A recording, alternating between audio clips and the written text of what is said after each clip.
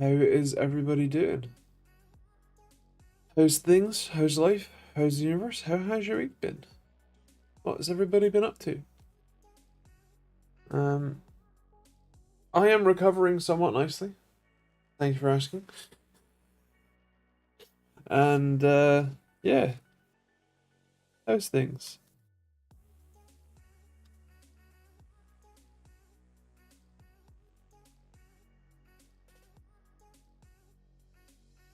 Oh, hello, John. How you doing? How's things? Hello, Jim, and hello, Ish. How are you guys doing? How's things? I am better this week, John. My eye is no longer in utter agony. Um, and it's mostly better. My vision is still a bit. Uh, yeah. Happy to report the lady's still with me. So am I better? Nice. Uh, good to hear you're on the mend from last week at least. Yeah. So I had a follow-up appointment with the doctors, and basically they're happy with how it's going. They're gonna see me again in a couple months, to check in the progress, and if this one has worked well, then they'll book me in to do the same thing on this one. I'm gonna tell them to give me much stronger painkillers this time. Um, so yeah. And hello, Paul. How you doing? Let me scrunch my glasses a wee bit. Eyesight still isn't great in the left eye, so the right eye is really very much needed for being able to see stuff. Um, yeah, proper pirate eye patch the next eye. I'll ask. Didn't seem like that's their vibe, unfortunately. And also, congrats, John. Glad that you're going well. Sounds like you're having fun.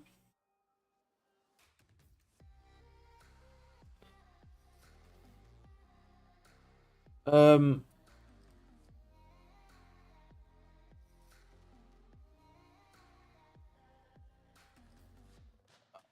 my eyesight is bad, so I'm just gonna go by B. Hello, B. How you doing? I thought I recognized uh the image. The name has changed to one that I can't read. It's too small. YouTube doesn't let you blow up the text. Can I like zoom in the? No, I can't even zoom. What the hell? I should. I need like grandma mode. Um, Jim, would you buy B650E or B850? I got a bit of a cash injection from work, and I'm gonna treat myself. Nice. Um, right now B650E. Because it's probably cheaper than B850. But it also depends. I mean, what's the um control num plus?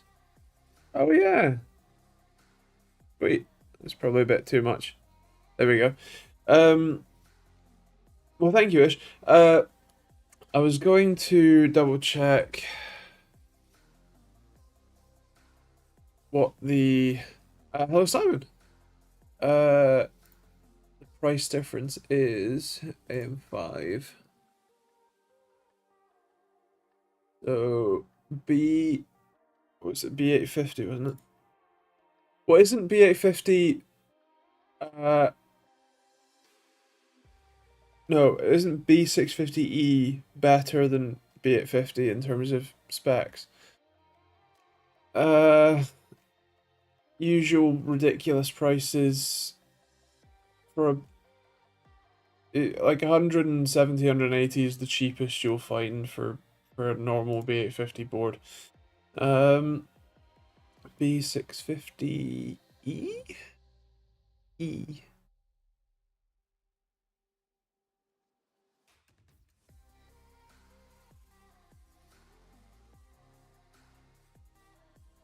Similar to cheaper. Technically, B850 should get longer BIOS updates, but yeah, where's the chart? Uh,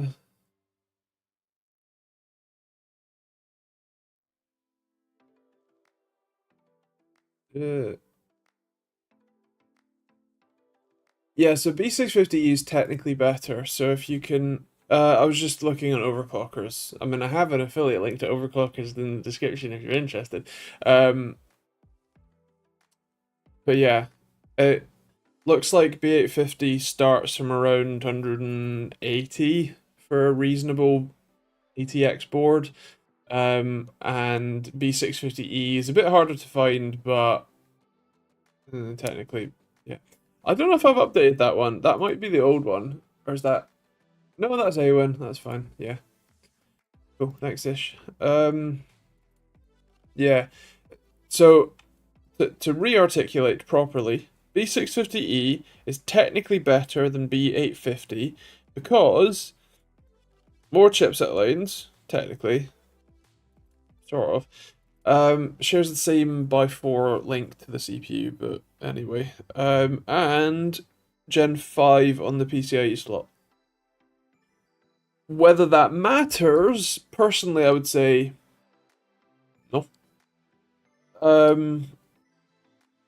Whether that will even matter in 3, 4, 5 years' time, I still don't really think so. I mean, if you look at like PCIe Gen 3 support, that's still not a horrendous bottleneck for basically anything other than the absolute top tier cards. I'm not saying that I would want PCIe Gen 3 as my, main PCIe generation of choice or anything, but I'm just saying that if you look at how the usage of PCIe has evolved, and bearing in mind that we went from SATA 3 to PCIe Gen 3, and that was such a humongous difference, and then Gen 3 to Gen 4,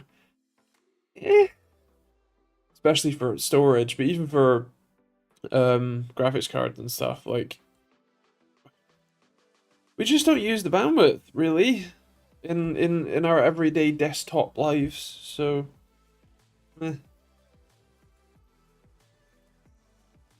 And especially with the glacial pace that Nvidia is pushing the what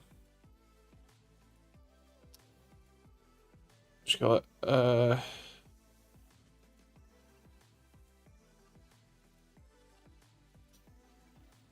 new cards out at. Not a big deal. Let me put that back. I was looking at the ASRock Steel Legend B850, and the specs say that the GPU PCIe slot is PCIe 5.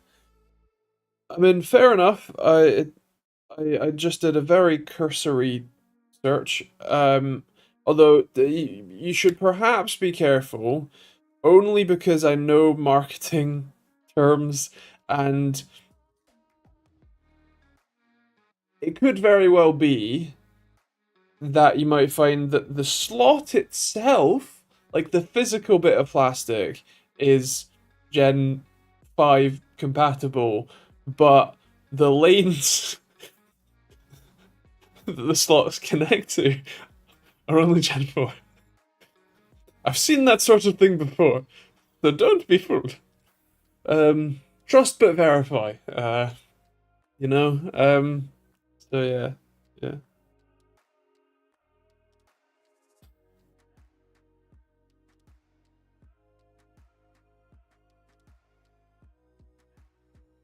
Uh, isn't the physical connector electrically compatible? Well, That's kind of what I'm getting at. The slot itself, I don't think so. The traces, yes, and especially with the speed of Gen 5, you often have to have redriver chips that take the signal and then reboost it back up to full strength because it drops off, especially at that high frequency. It drops off in copper, and so it gets hard to detect a one and a zero. So then you have those redriver chips to boost the signal back up to full strength. Um, so yeah, that's it. I'm not saying that this is the case, but uh, it could be that the slot is, but the board doesn't have those Gen 5 redriver chips, and so even though the slot can technically, theoretically support Gen 5, the board itself can't. Not saying that's the case, talking hypotheticals. Um, Take the eyes better. A lot less pain, yes. I still like my vision is kind of weirdly double stacked. Like I can see two copies of everything slightly offset diagonally. Bit weird, but yeah, it should get better over time. It's only been a week. I wish there was more X870 boards. Um, that had decent I/O in white. Same with monitors. Friends and I literally have to electrical tape white all the black bits. Fair, fair. I would kind of like that too. I mean, my Philips Evnia 8600 is white, and I quite like it. Doesn't B650E have Gen 5? Yes, it does. That's the point. Is B850 may or may not have Gen 5 to the top PCIe slot. Maybe.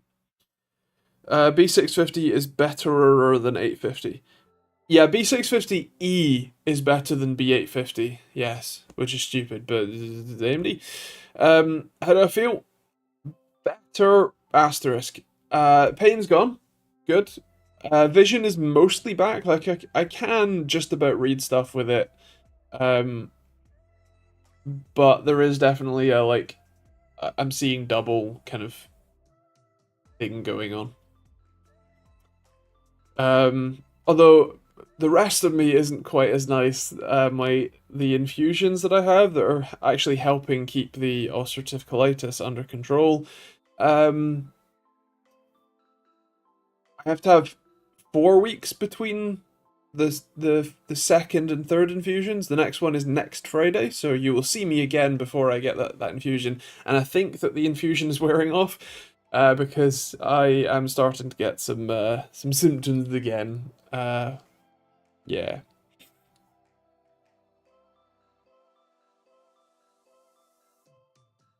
Uh,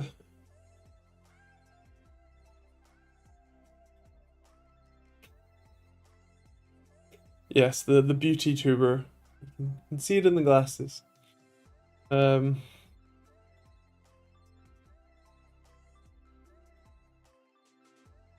Put it back up to all 23%. Because this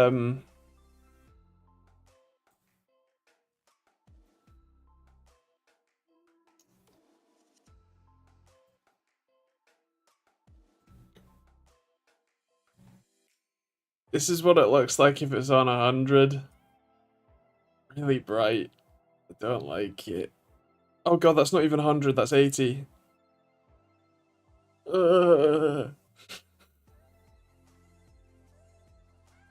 it back now. There we go. Yeah. 23%. That'll do.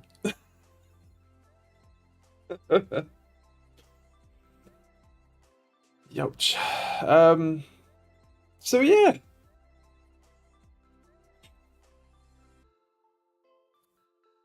Uh, Off memory, B850 loses some items compared to B650 even. think less lanes in spec, and Gen 5 on B650, 4 and 850. So the B850 definitely has Gen 5 to the M.2 SSD, the one connected to the CPU anyway. It's just a debate whether or not it has Gen 5 to the top PCIe slot as well. It doesn't have USB 4 as a mandatory requirement, unlike X870 and X870E. These names, man. Um, yeah. So, yeah. And hello, Simon S63. How you doing? Good to have you. Those things. Hello, Luca. How you doing? Good to have you. Glad to see the Scottish tan is doing well. Well, God, my arms are even whiter than my face. My teeth is more tan than. Feeling somewhat better. Yeah, I mean, the pain went away on day 3, so that's good. Um, Vision is still a bit blurry, but it's getting better. Um, and yeah, at least a bit more colourful than this shirt. Oh good, got a BBC Micro Bit V2 to mess about with. Nice. Apparently can't turn them into AirTags. That seems like a random thing. Could you turn the V1 into an AirTag? I might be confused with X series boards. Yeah, so I think basically it works out that the tier list goes B650 and B850, B650E and X870, and then X670 and X670E and X870. They're the two that are they're tied. It's horrible. I did make a video about it if you're interested. I got a couple things wrong because I'm an idiot, but for the most part, it's there. Um, so yeah.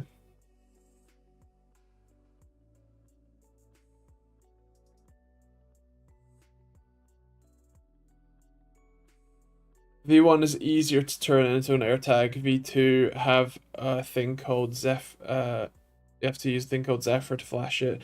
Struggled a bit with getting the public key on there, but gonna give it another go next week. Fair enough. Actually, I've been playing with little boards as well. The little Zigbee board, well, the ESP32 C6. This little guy. This is going inside me. No,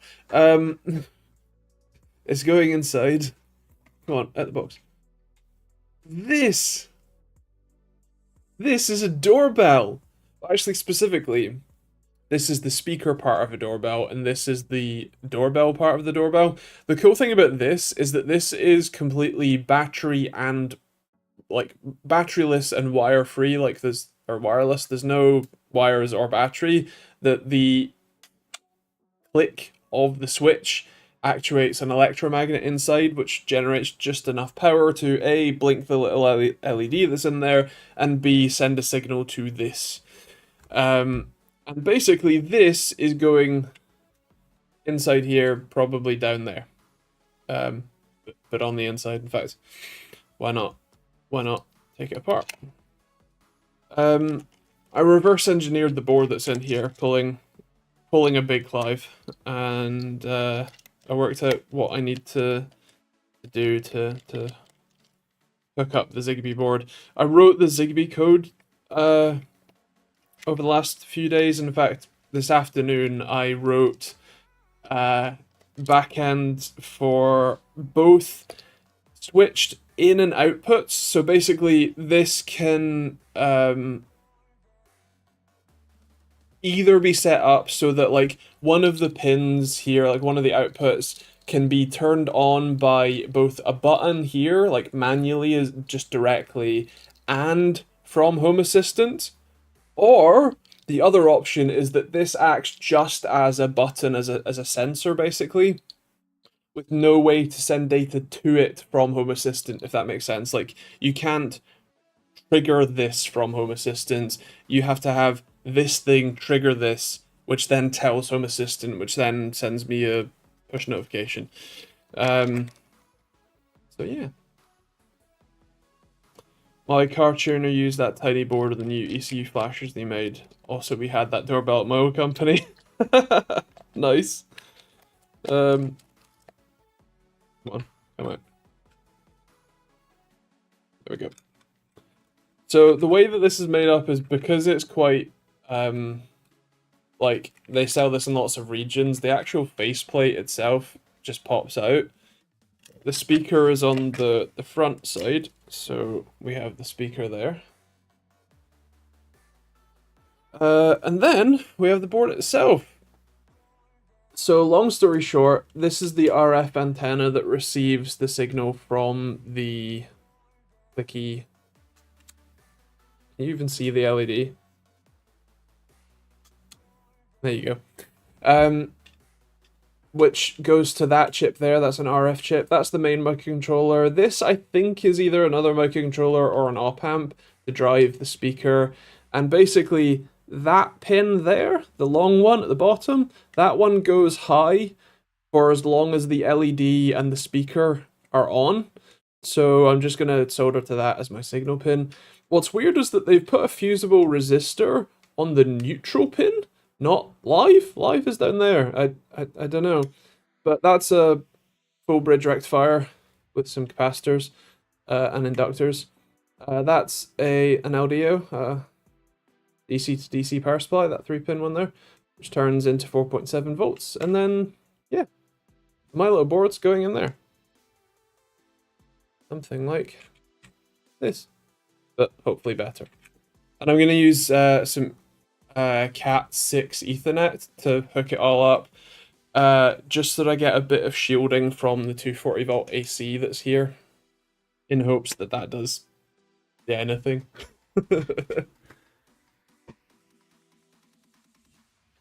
A bottom press. Nice one, Jim. Yeah, it's cool. There's actually quite a few different, kinetic powered buttons, but the fact that this one, you literally just stick it or screw it onto your your door frame, whatever, and then as long as someone can push the button, it works. Like, pretty cool.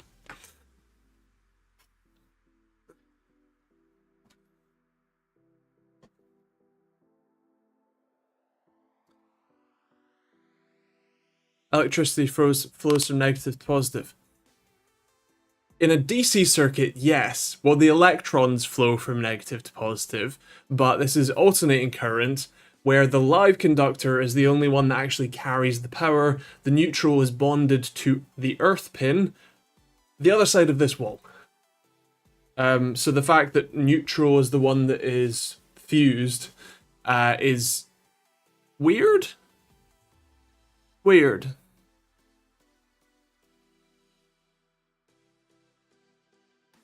Yeah. So where does power for that one come in? Or ground? Is that ground it? Yeah, I think it grounds it. I'm gonna use one of there's two buttons on the side of the thing. One is for volume and one is for what sound it makes. I'm gonna use one of these two to, if you hold it down, that will put the Zigbee board into pairing mode. Because I don't really want to have to take this apart while it's on to be able to, reconnect to the Zigbee network, basically. But yeah, I've been writing all the backend code for Zigbee stuff. It's actually really cool to get, like, to understand how it works and then be able to, like, write stuff for it. I've been understanding the device IDs, the cluster roles, whether it's an input or an output cluster, having the attributes set and read and updated. It's cool. It's fun to learn and it's fun to, work stuff out. And I'm publishing all of the work that I'm doing on my fork of the Arduino ESP4 on my GitHub. Once I've done some more stuff and a bit more testing, I'd like to submit it to the GitHub repo so that those examples that I've made are available. But yeah, I'm working on it, and it's still publicly available if you're interested on my GitHub.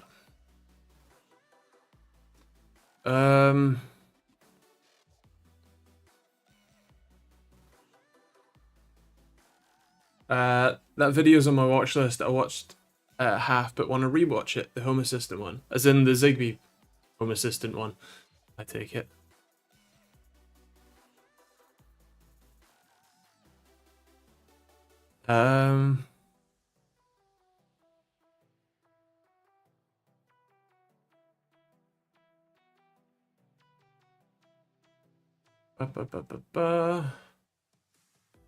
Talking of Ethernet, it turns out cheap patch panels can take down your whole network. I mean, yeah. Because you know your patch panel is what is integrating everything. Yeah, cool. I mean, I'm planning on making a video about this once I've done it, and I'll see how it goes. The code is ready pretty much, so I just need to do some soldering and some testing, and yeah, we'll see how it goes basically. Actually, I can probably crack out the old iFixit kit, and you don't mind a few loud noises. I can show you the magic of this this thing.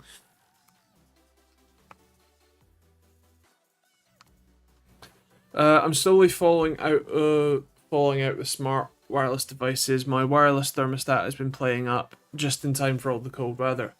Well, that's annoying. Is it like Wi-Fi or is it Zigbee? And is it something that you control yourself, or is it managed by like Hive or someone, you know? There we go. So what you have is your RF antenna, a crystal oscillator, a transistor, and the electromagnet and the magnet. So when you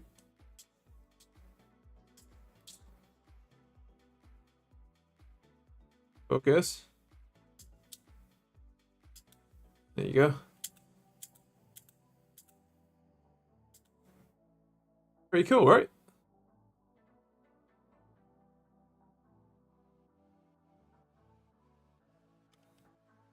Just 433 megahertz receiver. So Simon, I'm pretty sure that well, actually no, as long as it's the model that I'm thinking of, I am certain that your meter can be or that thermostat can be controlled via Home Assistant. If you buy one of the Zigbee dongles that I use, the Sonoff V3, ideally one with the EFR32, I think it is, chip. They normally say in the thing. Then you can reconnect it and you can pair it directly through Home Assistant as just a regular thermostat in Home Assistant. I know because my friend has one, and I did that for him 2 Christmases ago. And I don't think he's ever looked back since. It's way more reliable and useful.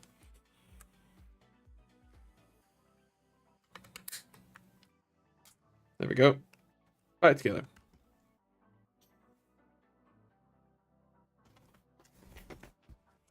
Like a bike dynamo, those wind-up radios.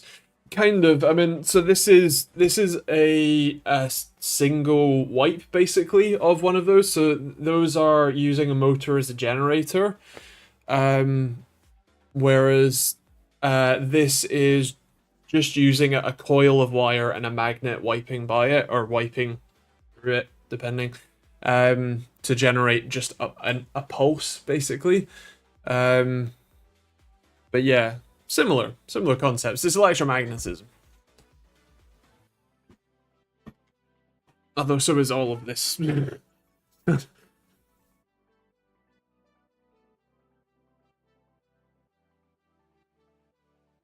It's strange though, because when it stops working, I can control the hive lights I have outside, but when I reboot the receiver connected to my network, it starts to work. So it could very well be that it's not, it's the Zigbee connection. Right, hold on. So the Zigbee devices are a mesh network. However, while the standard usage for a Zigbee device is you just connect it to the network, anywhere in the network that it can connect to, no matter how many hops, or I think it's like 5 hops maximum for Zigbee, if I remember rightly. Anyway, point is that you can connect it anywhere in the network, pretty much, and it just works. But you can also bind devices or connect devices through other devices. And your Hive thermostat, the little box itself, is actually not connected to your Zigbee network. It is connected via Zigbee, but only directly to your meter. Or via your meter, anyway. Not meter. The box that's attached to your boiler. So it very well could be that while the dial itself is connected to the actual thermostat connected to your boiler, fine. Maybe that part is failing to connect to the Zigbee network and like call home and whatnot, and therefore breaking. But yeah, it is. Yeah. I don't get electricity. 3-pin plug has earth, live, neutral. And when wiring the plug, it was drilled into me that live goes to the right and neutral goes to the left. Yeah, so that's the wiring. That's the pinout for the plug. How come 2 plugs can plug in any orientation? Well, so because AC is alternating current, the current that comes in from the live conductor, let's say,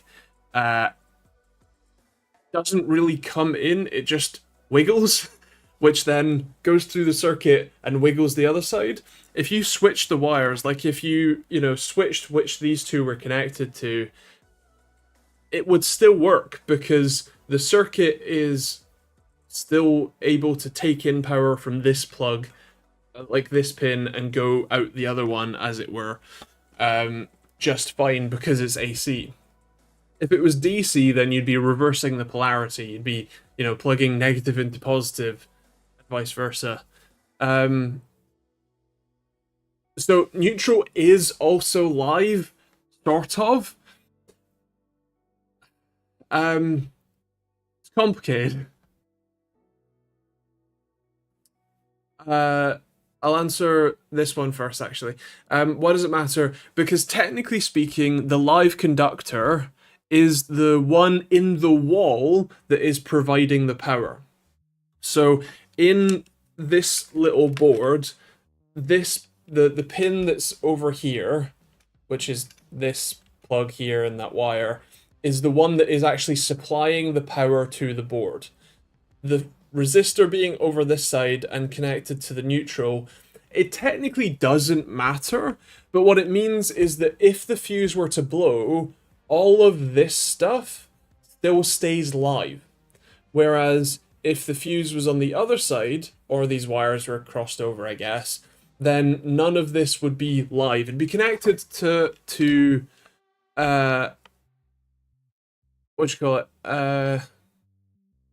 neutral, which is sort of, because it's all one big network, it is connected via these other devices normally to live, and therefore is conducting some power. You don't really want to touch neutral, but neutral is also in especially British homes bonded on the other side of the your consumer unit and all of the fuses essentially to Earth. It can be via a like earthing rod. It can be via is it PME? Um, like basically the shielding around the live conductor that comes in. I'm not an electrician, so big um pain. Also, how ring mains work. If a socket stops working, all others still work. Yeah, well, so ring mains are not a reliability thing; they're a cheapness thing, or a there was a copper shortage when we built most of these houses. Um, so basically, a ring main. So when you think of an electrical circuit, what you probably think of is like some lines coming in, and then you just start putting plug sockets, kind of all in one big line. Maybe these spur off, like maybe you take some lines over to this room or whatever, right? But it's all kind of one chain. So if that one part of the chain were to break, then all of your plug sockets turn off, right? Well, in Britain, we had a massive copper shortage when we were building most of these houses. Or putting electricity in most of them is probably a better way to say it. Because this house predates electricity, gas, and sewage. So what we did was, instead of having to have thicker wires to do those what are called radials, they're like straight lines basically, because each of those wires has to carry the full current capacity of all of those plug sockets, or up to 30 amps normally on a single breaker. It has to be fairly thick wire and therefore a lot of copper. But if what you do instead is you have half the thickness of wire, but you run in a ring around, what that means is that the if you're to plug in right in the middle, like the furthest away part, the current takes an equal path along both wires so that nothing fails. Like you're using, more copper while using less of it, if that makes sense, because it's thinner wire. You still have to go all the same distance, but now it has two paths to take to get to that plug socket, which distributes the load, and so it doesn't overheat and burn your house down. The problem with having a broken ring is that then means that the full load has to go through that one, path of substandard copper, basically. So yeah. John finally priced my 8700 key K with a 7800 X3D. Everything seems to be working. Still haven't had the chance to run some benches with the new CPU. Use the 8700K platform to make a true NAS core thing. RAID Z2 with 4TB drives, usable 2TB for my Linux ISOs. And I have a fifth spare for when one dies or expand to 3TB of space for more ISOs. Fair. If it works for you, fair enough. I would probably use what do you call it? Come on, Brian. TrueNAS scale. Like I am using TrueNAS scale in 2 different NASs now. It has much better support. It's just Linux. And much better like app stuff, but no, scale's free. Core and scale are both free. It's scale like enterprise that's paid. But yeah, no, scale is still free. I'm using it in two NASs and I sure as shit didn't pay anything. Core is FreeBSD based. Scale is Linux based. That's the difference.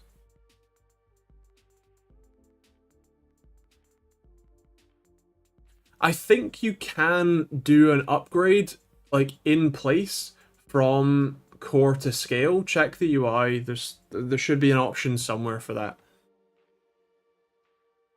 I mean, if core is working for you and you only need a sort of basic box to just store stuff rather than like run a Plex server as well or whatever, or a Jellyfin server or whatever.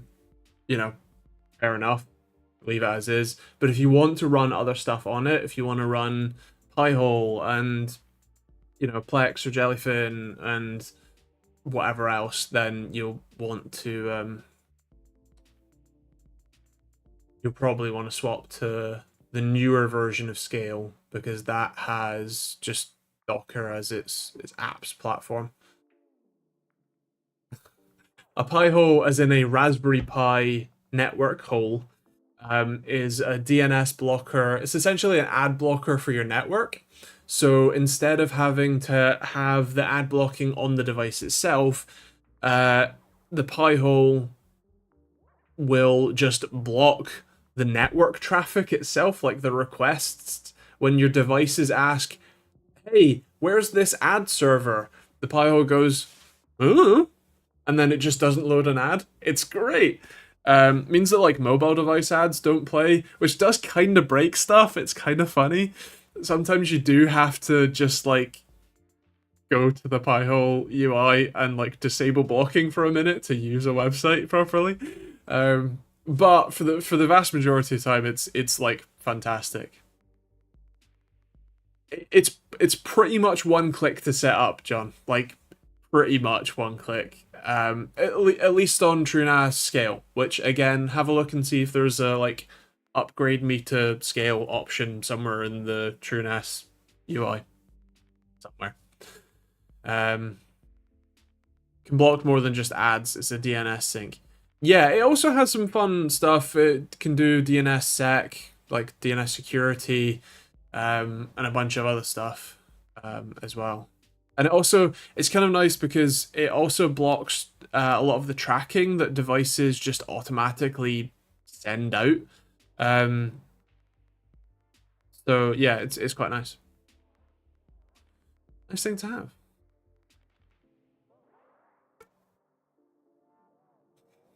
I mean, like I said, if you've already got that 8700K is more than enough for that job. I mean, I'm running my personal NAS on a 10400F, which is also a 6-core chip.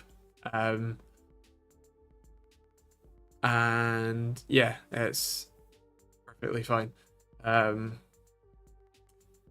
So yeah, as long as you upgrade to TrueNAS Scale, it's pretty much one click and it's pretty quick.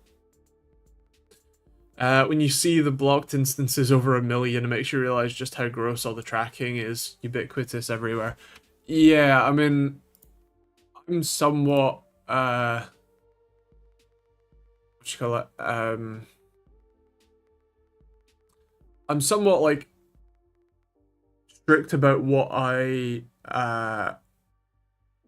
allow on my network in the first place, but yeah, I mean, so like in the last, well, was it 24 hours? It's blocked 21,000. No, there was 21,000 queries. 3,000 of them are blocked. There are 1.97 million domains on the ad lists, as in what there are 1.97 million domains that get blocked. And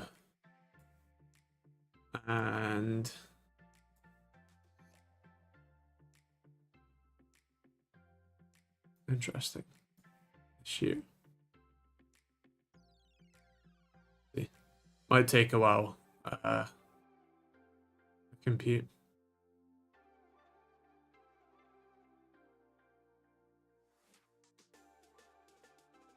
So all-time peak is requests is about 40,000 in a day, and up to 5,000 of them get blocked at any one time, at least so far this year. There you go. So John, Scale and Core are both very similar, and so you don't actually need to. It's an upgrade in place. So all of your drives and data stay as they are. The pools all stay the same. It just changes the base operating system. And it's something that I have done, and it's something that's done in place. Like you just, I mean,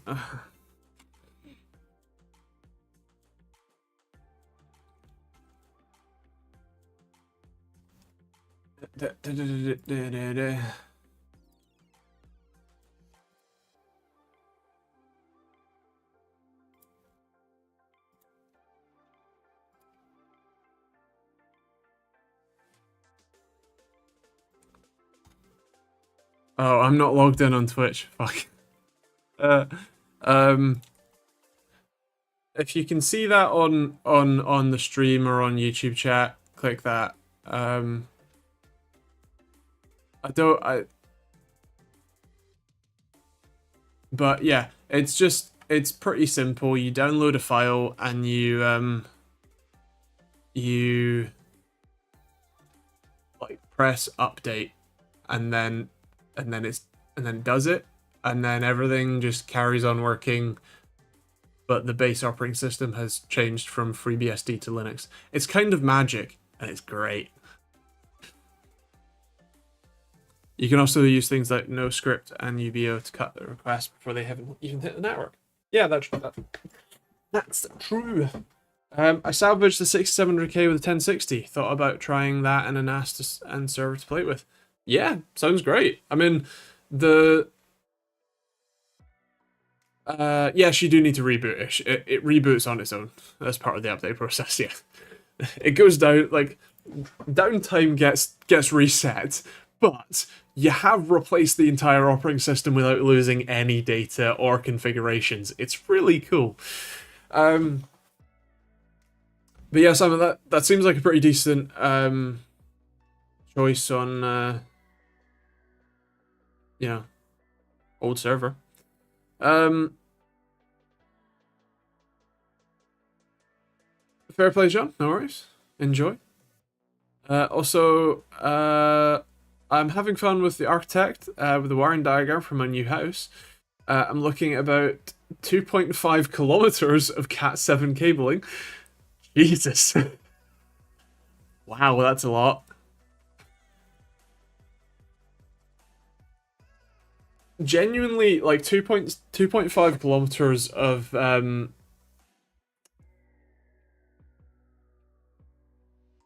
like cabling would legitimately like wrap up my whole house like several times. Like just on the outside, if you could manage to cut through the party wall, you would manage to like wrap the whole house many times over. My house, even at its longest point, is only like 15 meters long.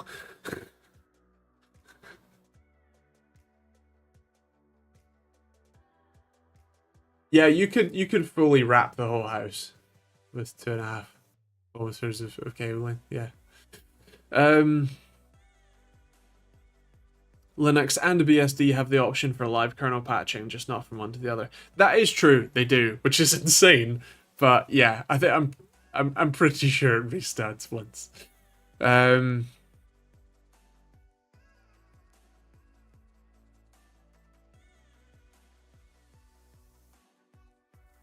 I did ish. I actually did this with.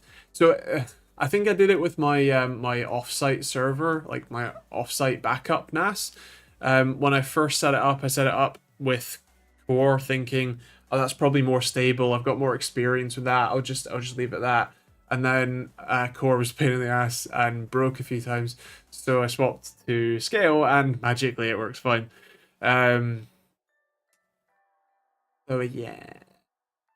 But I think I'm pretty sure I had already copied all of the data, which admittedly was just a backup of my data.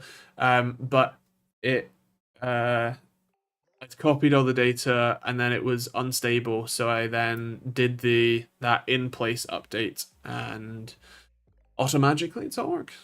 All worked. Uptime reset, you mean, right? Yeah, your uptime gets reset.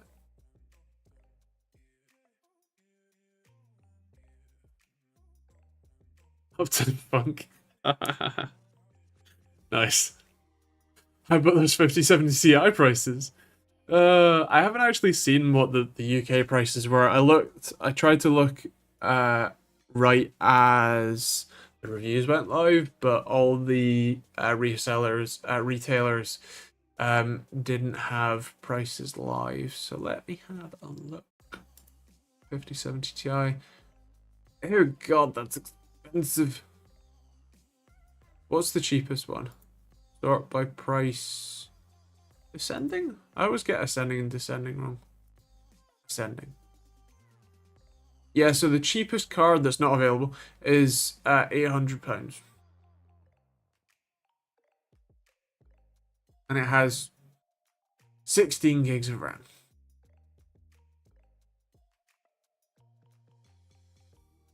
Is anything actually MSRP? Well, no. I mean, the cheapest card is there's a Zotac and a PNY one, both for £800. But if the MSRP is $750, that should mean £750, you know, normally. So the fact that this is 50 quid more, and that's the cheapest one and not available. Although realistically, the average price of a 5070 Ti right now is probably £850 to £900. It's that money.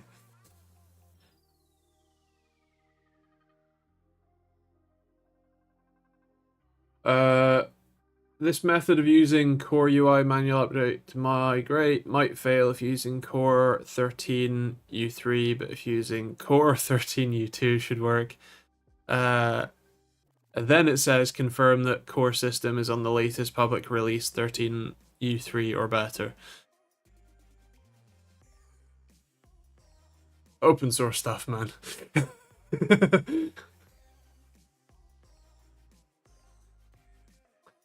eBuyer is showing coming soon. Scan showing a waitlist. Paper launch, anyone? I mean, wouldn't surprise me. Considering that Nvidia is just so wrapped up with like making billions on AI crap, I'm kind of surprised they bother to release any new cards at all.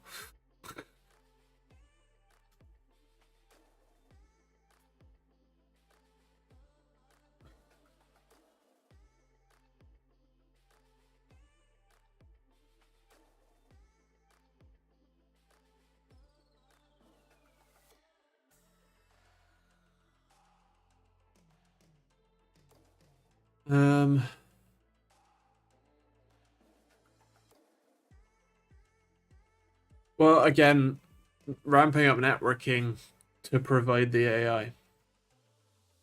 AMD have another golden opportunity to squander, an opportunity to do something special. Yeah, I mean, I guess we'll have to see what the 9070 XT looks like.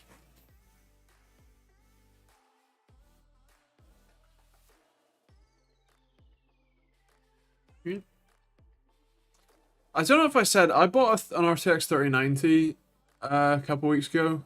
I've had to return it because the temperatures keep going back up despite me having repasted it technically thrice now, and it was also shutting off. Although I realized that the shutting off was actually the power connector, possibly from the 3090 melting it, but still, not the card itself. But anyway, I decided to buy a 4060 Ti instead. That has 16 gigs of VRAM. It's still a marked upgrade from the 3070 or the 3060 that I was using, and is much more efficient, quieter, and still has 16 gigs of VRAM, which is the important thing. Because I was editing a video the other day and I was using 8 gigs of VRAM just with Premiere open. If you then open thingy, it's harder. How do I get Hive connected to Home Assistant? So you need a Zigbee dongle. Bear with. And I think it is relatively simple. There are some guides I remember following.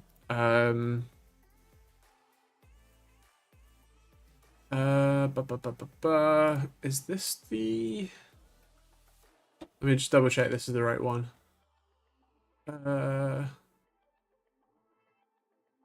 Yes, the EFR 32MG. Simon, you need one of those. And yeah, then you basically just put the two devices in pairing mode. You pair the thingy one first, assuming you have Home Assistant running anyway. You pair the one that's connected to the boiler first, and then you pair the like thermostat controller via the one connected to the boiler, basically. So yeah.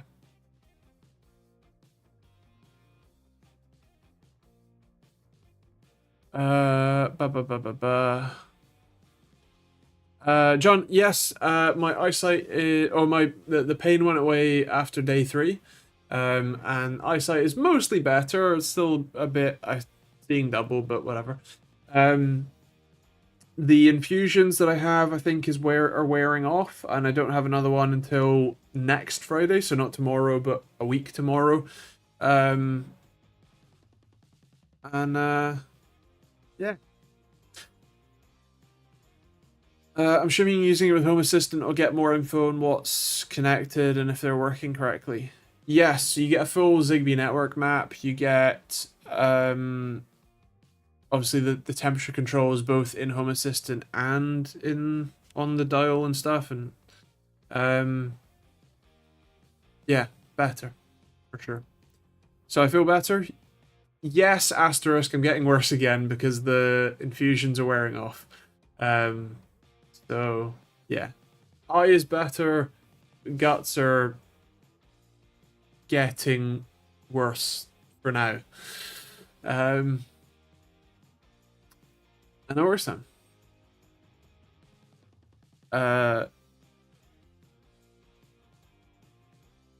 Dude, reviews actually have 90/70 cards already. I mean, for weeks. Well, I wouldn't know. But basically add 1 to 2 weeks from the launch date, and that's when reviewers have had them.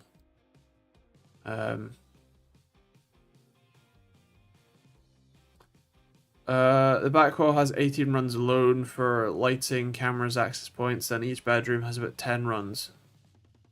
Wow, okay. I mean, I was thinking about, like, I want to put up a couple of cameras basically on that corner of the house, one outside and one inside. They're already there, I just want to run them nicer. And so that's going to be, what, 2, maybe 5 meters, so maybe 7 meters of Ethernet each. That's only 14 meters, that's 2 cameras. I've got an access point that'd be nice to put up somewhere properly, so let's call that another 7 meters just for shits and gigs. That's only 21 meters. I need to run some stuff next door, another maybe 5 meters, you know, like 30-ish meters in total. Yeah, not much. How about you just become a vampire, Andy? No need for guts, no worries about all sorts of illnesses. But then I can't grow the... Not yet. Maybe in a couple years.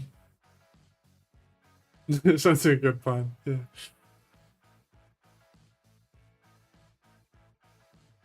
As I said, the camera's already there. They're just not... One's sitting on a shelf and one's sitting on a windowsill. It'd be nice to have the outdoor one outside, and yeah. The house is 12 meters wide and 26 long. Jesus. Well, mine is about 5 meters wide, and at its longest point is only about 15 ish meters long. The main part of the house is 8 meters long, so it's 8 by 5, basically. 2 stories. With a sort of extension looking thing, but it's not an extension.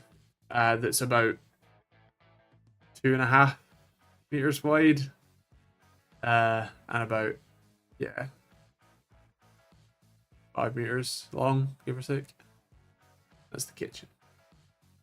And the bathroom. The small room. Then you can do YouTube forever. I mean, I don't think YouTube will last forever, so yeah. Should probably put this doorbell back together. And put it away for now. Although I'm probably going to do the soldering for this tomorrow, so no real point in putting it back together except for having it. My house is big, but we have over 9 miles of fences, so that's bigger. Jesus Christ, do you live in a castle? Wait, hold on. You're American, aren't you? That makes a lot of sense. Land is very cheap over there. Or am I misremembering?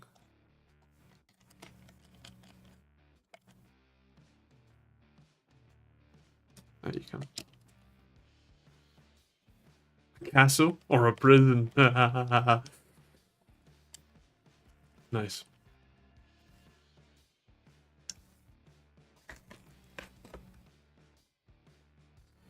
There we go. I don't know if I said, but it's a trilobe bit that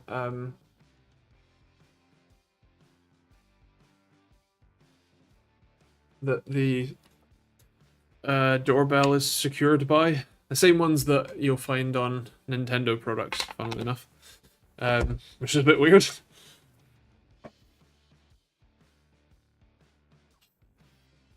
Yeah, but living elsewhere. We ranching. Nice. Oh, 4.5 by 7.5, and not even mine. Well, it is only just mine, and I've been living here for like 8 years.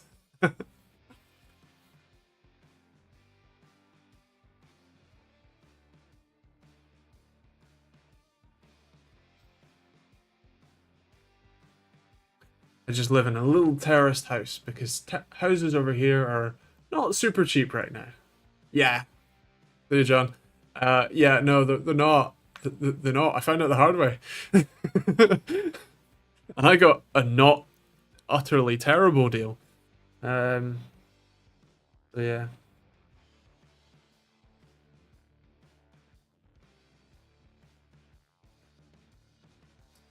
The Oracle SSD video is interesting. Scary that you get stuck with a crap drive so easily.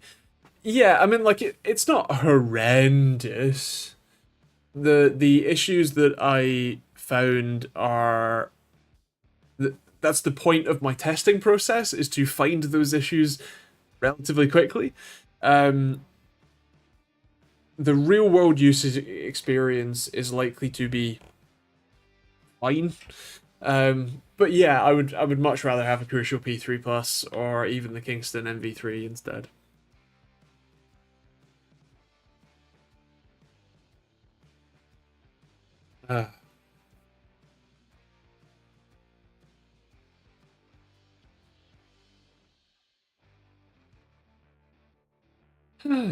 Well,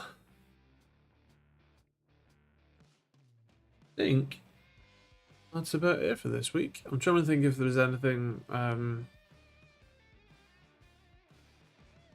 coming up next week, but I think it's fine. Pretty sure.